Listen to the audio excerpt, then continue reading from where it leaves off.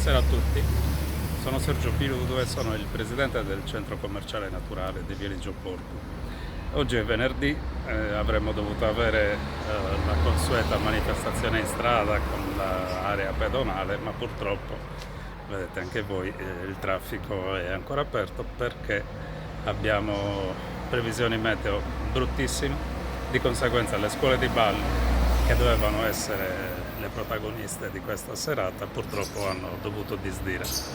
Non è un appuntamento perduto, ma è solamente rimandato, speriamo prossima settimana.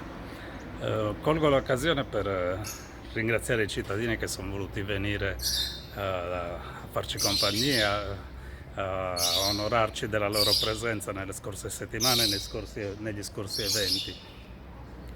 Invitiamo a venire sempre di più perché il nostro è un tentativo di rivitalizzazione del centro storico, cioè cerchiamo, sì, con l'interesse nostro principale che è quello di dare vita alle nostre attività, ma anche quello di dare proprio alla città una nuova socialità nel proprio centro storico.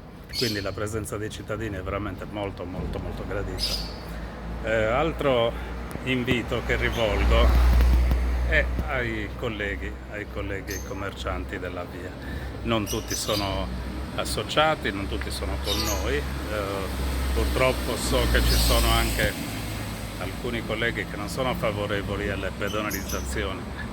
A loro dico: incontriamoci, parliamo, vediamo se ci sono soluzioni. Il contributo di tutti è importante, si può arrivare a delle cose condivise che possono dare soddisfazione sia lavorativa ma anche soddisfazione personale a tutti.